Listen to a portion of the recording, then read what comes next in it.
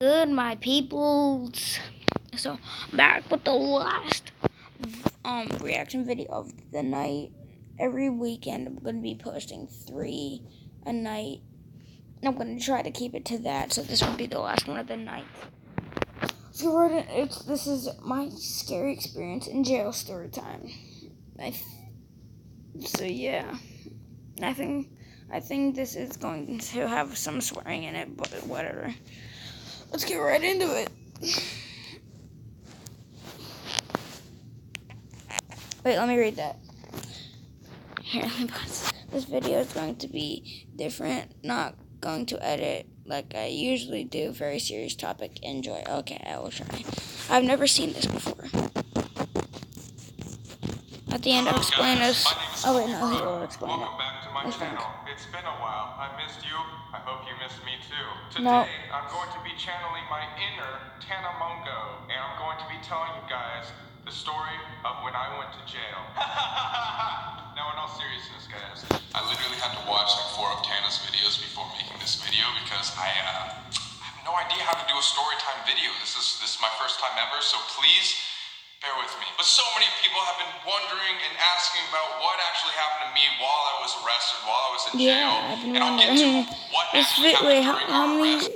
This is probably what I think like Another video. This video, 5 I'm just months going to be ago. talking about my personal experience in my cell for 24 hours. So really quick, just to let you guys know, the reason I wasn't able to talk about the situation beforehand was because we were still going through like some legal issues with Florida, and yeah, legally I couldn't. Now that that's all figured out and taken care of, I can finally talk about it. Here's a picture of me and what I was wearing the day I got arrested. And basically, long story short, me, Sam, and these kids called the Ireland Boys went to this abandoned school that was under construction, exploring an abandoned place like we usually did, and we ended up getting caught and arrested. Like I just said, I'm going to explain that entire story on another video, probably on like the Sam and Colby channel or with Sam, like on this channel, I don't know yet. Basically, they took us individually, threw us in separate cop cars. We tried to explain ourselves, and they said, nope, sorry, this is a felony, because technically, which I had no idea, in Florida, if you are caught trespassing on a construction site, which that school is under construction, then it's considered a felony, and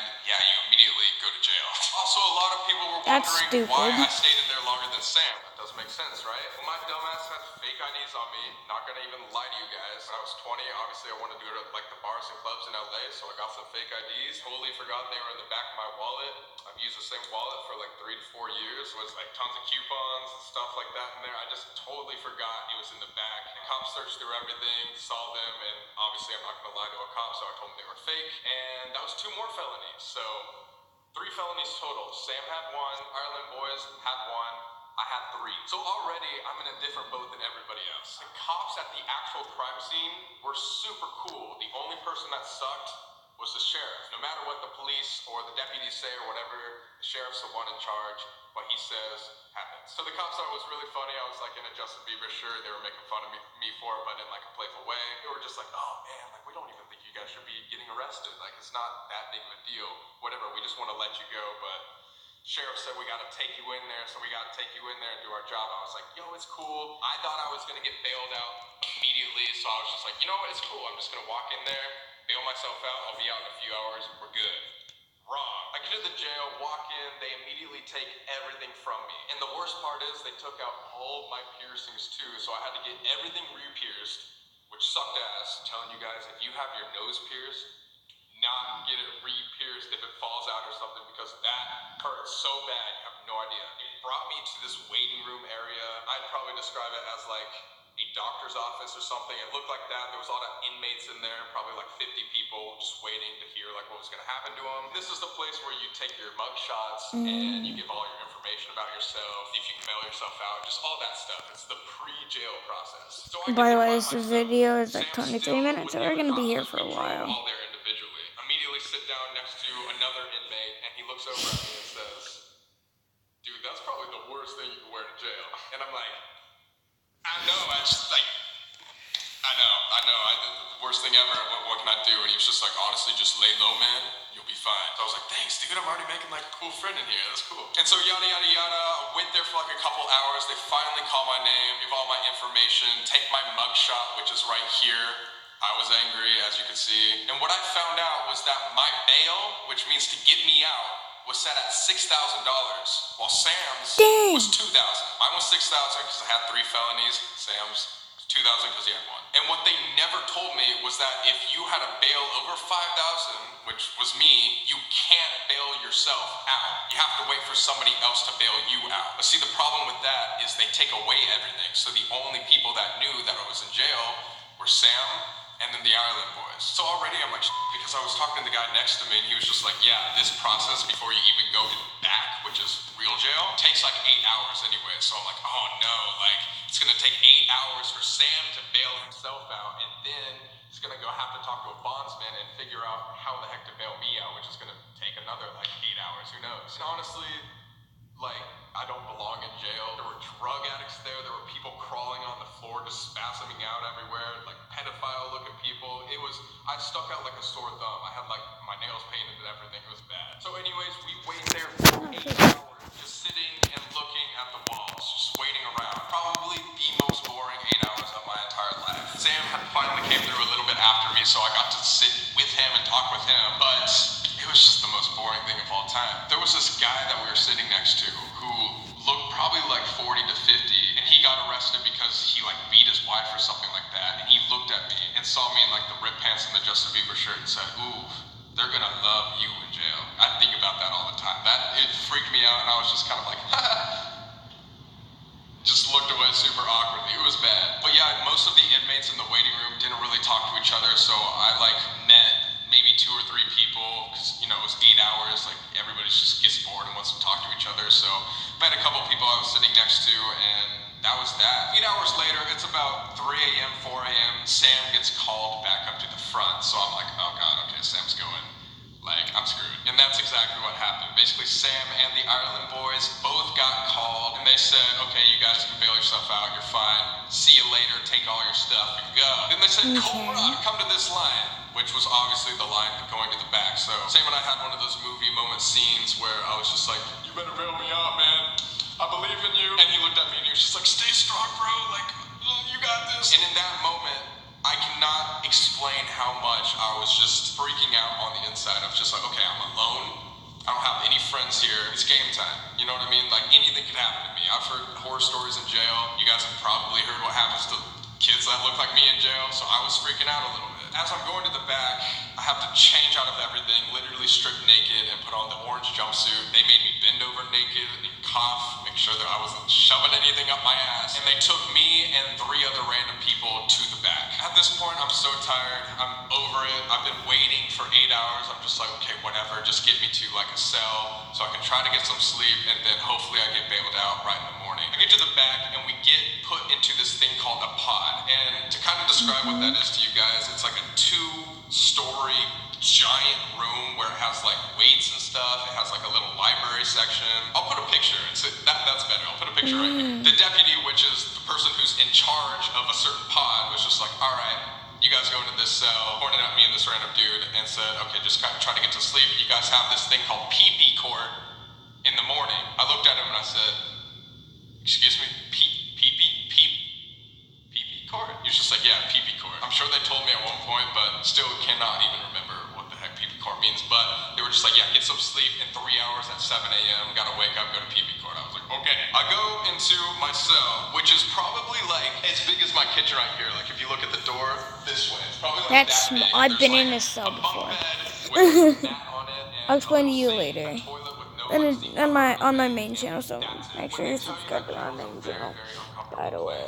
They're not lying, guys. Like I was literally laying on metal and like a piece of paper is what it felt like. So I had the worst sleep. And to make things even worse is my cellmate, which I didn't know until I got into my cell, was schizophrenic. And for those of you who don't know what that means, a schizophrenic person sometimes shout out randomly or start talking by accident, like they don't mean to do it, or maybe it was drug induced, who knows. So there's an intercom over the entire pod, and it goes to everybody's cells and everything. And I kid you not, the deputy in the first pod I was in was making jokes about us being there. Like, don't drop the stove. If you click the button to your right, that turns the lights on. If you click the one right below it, that means you're getting ass raped. So only click that if you're getting ass raped. I'm not even kidding. Guys, it might be funny to you now, but when you're in That's that not funny. somebody makes a joke like that, nobody was laughing. Everybody was just like, blank face. I didn't hear any laughs from any of the other cells. It was just a dark joke that was too far, and I was just like, okay, I'm over this already. I just want to try to get some sleep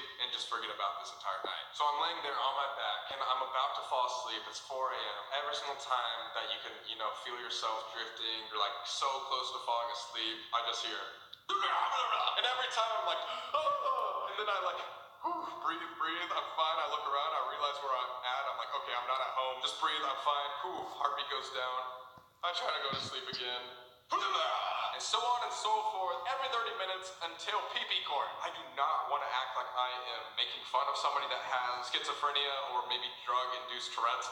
Not sure what he had. All I'm trying to say is that it was terrifying, and he was making noises every 30 minutes, and I felt very scared. I wake up to the deputy on the speaker saying, get up guys, time for pee-pee court, let's go, you have 5 minutes, everybody get into a line from tallest height to shortest. Right now to the right, do it. We all got up super fast. My cellmate doesn't say a word to me. I think he was foreign, but we never talked the entire time. They gave us a bologna sandwich, but funny story is I was on keto during this time, and I promised Jake I wouldn't break keto. All I had was the cheese and the meat. I couldn't have any bread because that's carbs. And let me tell you guys, this was the grossest cheese and meat I ever have had in my entire life. Like, so gross to the point where I was almost gagging at eating it. It's like you couldn't even swallow it. It was like that repulsive. And they gave us 3 of those in one day. Like, you only got fed bologna sandwiches.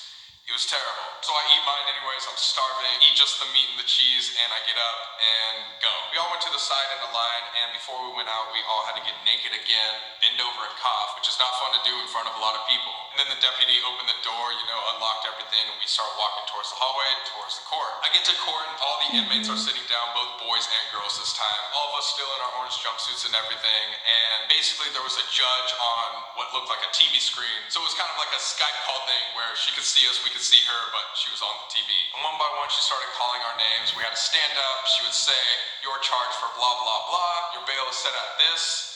That's it. You can sit down or no bail. She could have said no bail, which means you can't bail yourself out until you go to court, till your court date, which is awful. Like, I can't even imagine that. But eventually I get called. They're like, Cole Brock, you are charged for trespassing on government property and 2 false identification or something like that. Your bail is set at $6,000. And I sat down. But what was really scary about this court process was I got to hear what every person sitting next to me got. And again, these people do not look like me at all. Like, I stick out like a sore thumb. I'm sitting next to this guy on my left that has 0 teeth, that's just kind of like shaking in the corner. And then this like older, looked like he was like 80-year-old guy that's just like hunched over and looking off like creepily in the distance. Like, it was scary. And I figure out that the guy sitting right next to me is in there for robbery and invasion of police officers, and the guy next to me was in there for like child porn or something like that. It was so creepy to know that I was literally in the same pod as these people. So anyways, the court process was like 2 hours, so it was like 9 a.m. by this time, and I got led back to my pod, where honestly they leave all the cell doors open so you can walk around the pod, you can go, lift weights, talk to other prisoners, or just stay in your cell. And I was like, hell no, I'm staying in my cell. So I'm probably staying in there for a couple hours, and I hear my name get called. So I'm like, thank God, Sam has bailed me out. I'm finally free. Okay, I get to go home. I get there, the deputy, who was not the nice deputy, just looked at me and was just like, all right, time to transfer you to another pod. Let's go. You got to go to the felon pod because you have 3. And I was just like, okay, if I thought this pod was scary and I'm going to a felon pod, this is where I get raped. This is where I die. So this time, a different deputy of the felon pod came to lead me down the hallway and bring me to the other pod. But he was super nice, actually. And the first thing he said to me was, yo, you do not belong in here. What are you here for? So I told him and everything. And he said, all right, listen, man, this is all you have to do. Just stay in your cell. Don't talk to anybody else. Your friend's probably going to bail you out in a few hours. Your felonies aren't like a high-class felony, so you should be fine. Just lay low. I was like, thank you so much. This is the first guy I met in jail that was actually super cool. And I was like, okay, thank you. I'm just going to go grab a book because there was like a little bookcase next to my cell, and then go and just not talk to anybody all day. So that's what I did. I went to my cell, started reading. It looked the exact same as my other pod, and I was just like, I okay, can see hopefully that. my new cellmate doesn't come in here, and I'm just gonna lay low. I'm reading for about like an hour or so, and I hear the doorknob start to jiggle. Kid you not, guys, this is probably one of the scariest moments of my life. I literally thought this was like where I was going to get raped or something. Like, I thought, this is a felon pod. Like, I was put in with people that like beat their children and stuff like that. Like the worst of the worst people. And so the door opens, a guy comes in, he's completely shaved head, he has tattoos all over his arms, and he looks at me. And I look at him. And he sticks out his hand and he's like, "Hey man, what's up? My name's blah blah blah. What are you in here for?" And I was like, "I'm in here for blah blah blah, trespassing, all this stuff." He was just like, "Oh, dude, you'll be out in no time. Don't worry about it." I was like, "Yeah, what are you in here for?" He's like, "Man, I was caught drug trafficking cocaine, so they put me in here. I don't have any bail or anything." We went on and talked to each other for the next hour, and this guy was the coolest guy I've ever met. He was so nice. This guy and I shot this. We started talking about what we did in our lives. I told him about like me doing YouTube and stuff and why I was in here, and I was only there for like a filming trip. He was like, "Oh, cool, man. No, I like run the bars around here. Like, dude, you're super cool, man. Like, it was great to meet you.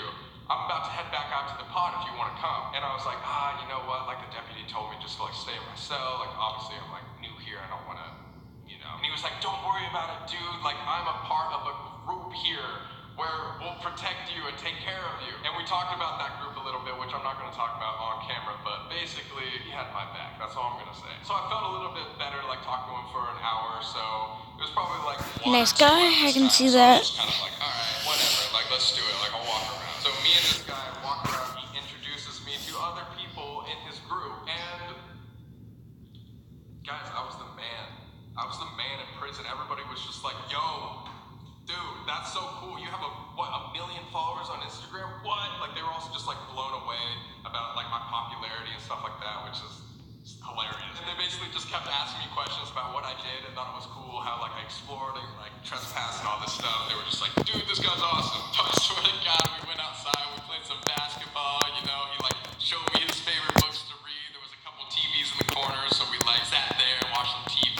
Like, he told me a bunch of stories of him in jail and how long he's been in there, and like about his wife and stuff, and not being able to see her, and probably not being able to get out of jail for like a year or so. So he was That sucks for him. break up with his wife and everything. It was a whole thing, and it was just like I spent all day with these people, so telling all the stories that I talked about and like learned would take hours. But just know that we all got really comfortable with each other, and they thought it was super cool. Now during this time, there's also phones on the walls and stuff where I was trying so hard to call Sam or my mom or my dad, like my brother, anybody that would pick up. And guess what? There's no service in jail, and they don't tell you this. I tried dialing people's numbers for so long, nobody answered. It was crazy. You would think that if they have phones in there, so you can talk to people in the outside world, that the phones would work. But that was not the case at all, which I think is super unfair. But yeah, anyways, I just hung out with my new friends.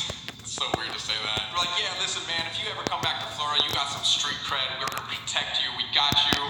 I'm gonna DM you on Instagram immediately after I'm out. Like, we can talk about it, blah, blah, blah, blah, blah." Because I made friends with them, and I was just a scared little boy that they brought under their wing and made me a little bit more confident myself. 2 hours later, it's like 6 o'clock, I think, 5 o'clock maybe. I finally hear the deputy call my name and say, "Colby, you're getting bailed out by Sam." Even though I did have a better time than I expected in jail, I was just so happy, and being in my cell and being in the waiting room and just staring at the walls, looking at the ceiling for hours is so boring, guys. You have no idea. Like, I dare you to go in your closet. Actually, don't do this, but just imagine going into your closet, putting away your phone, and just looking at the wall for 3 hours. That's what jail's like. So I get out, they give me all my stuff again. I walk out, there's fans waiting for me, guys. Sorry about that. Okay, let's get right back into it. Thank you so much for caring about me, because I was in my cell thinking that nobody, not even my parents, knew what was happening to me. I could have been getting raped in my ass, and my parents might have not known, or you guys might have not known. And that's the scariest thought of it all. By the way, as I was walking out, there was a random deputy that stopped me and said, "Yo, are you Cole Brock?" And I was just like, "Yeah, what's up?" He was just like, "We had thousands of people call the station." I was like, "What?" He was like, "Yes, thousands of people were calling to try to bail you out. It's everywhere." I get outside, the fans that I met had a phone charger, so I charged my phone. I immediately called Sam, and I said, "Dude, I'm finally out. Sam was on his way to get me. He was like, bro, we're trending everywhere on Twitter. Everybody's talking about it. This is insane. I was like, oh God. I checked my phone, had like 300 text messages from all my friends, my family, my mom, my dad. Imagine getting out of jail and all you have is a text from your dad that says, call me now. So I was like, okay, that's gonna suck to talk to them. But that's a story for another time. And then finally, Sam comes with the Ireland boys' dad, went to the bondsman, got everything taken care of, yada, yada, yada. I'm here now. And let me tell you guys, dealing with court stuff and getting a lawyer and stuff like that, it's very hard and it's a long process and it's expensive. But again, I know my specific jail story is kind of funny and I don't want to like shed a positive light to going to jail. That's why I said don't go, because I got lucky, guys. I met nice people. Again, I don't know who I could have met, and me being like a popular social media teenage looking boy, I could have, got things happen to me and it could have been a lot worse than it actually was. And thankfully, the right people were there, and I stayed in my cell. I kept quiet. I didn't smile at all. The entire time I was in jail, I looked like my mugshot. I didn't talk to anybody, didn't really look anybody in the eyes. I just kind of did my own thing, straight face, and said, okay, it's game time. I just gotta do everything I can to get out of this situation and keep myself safe. So that was that. That's a good idea. Like 22 hours, maybe 23, almost a full day, completely by myself, bored out of my mind. Thought I was gonna get beat up a lot, thought I was gonna get raped a lot, but none of that happened. And finally, your boy Sam was able to bail me out.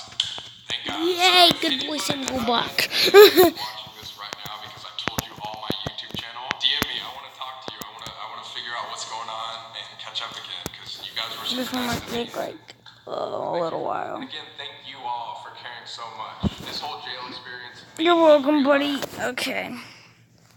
Hope you enjoyed that. Make sure you like and subscribe to Colby Brock and like and subscribe to me. And hope you had an amazing day. Peace out.